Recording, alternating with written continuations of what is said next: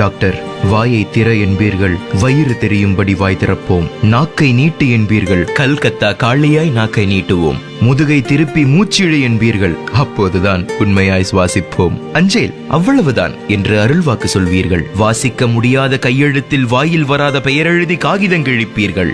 3 வேளை எனும் தேசிய கீதத்தை 2 வார்த்தையில் பாடி முடிப்பீர்கள். போதாது டாக்டர், எங்கள் தேவை இது இல்லை டாக்டர். நோயாளி அவன் பாமரன், சொல்லிக் கொடுங்கள்.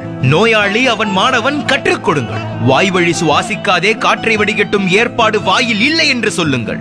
சுவாசிக்கவும் சூத்திரம் உண்டு, எத்தனை பாமரர் இதை அறிவார்? சுவாசிக்கப்படும் சுத்த காற்று நுரையீரலின் தரை தொட வேண்டும். தரை எங்கே தொடுகிறது? தலைதானே தொடுகிறது. சொல்லிக் கொடுங்கள்.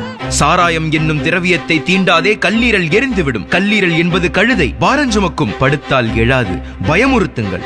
1 கால் வீக்கம் உடனே கவனி, யானை காலின் அறிகுறி. 2 கால் வீக்கம் இப்போதே கவனி, சிறுநீரகத்தில் சிக்கல் இருக்கலாம். மார்பக பரப்பில் கரையாத கட்டியா? 50 தொட்டும் பசியே இல்லையா? சோதிக்க சொல்லுங்கள். அறியாத புற்றுநோய் ஆவணாவ் எழுதியிருக்கலாம். நோயாளியை தூக்கத்தில் இருந்து துரத்துங்கள் டாக்டர். நோய் என்றும் துக்கம் அல்ல, அந்நிய கசடு வெளியேற உடம்புக்குள் நிகழும் உள்நாட்டு யுத்தம் அது. சர்க்கரை என்பது வியாதி அல்ல, குறைபாடு என்று கூறுங்கள். செரிக்காத உணவும் எரிக்காத சக்தியும் சுடுகாட்டு தேரின் சக்கரங்கள் என்று சொல்லுங்கள் டாக்டர். உணவு முறை திருத்துங்கள். தட்டில் மிச்சம் வைக்காதே, வயிற்றில் மிச்சம் வை.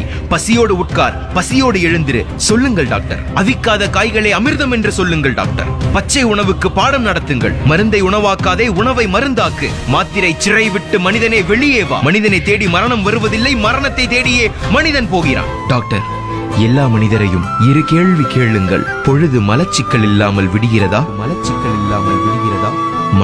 இல்லாமல் முடிகிறதா?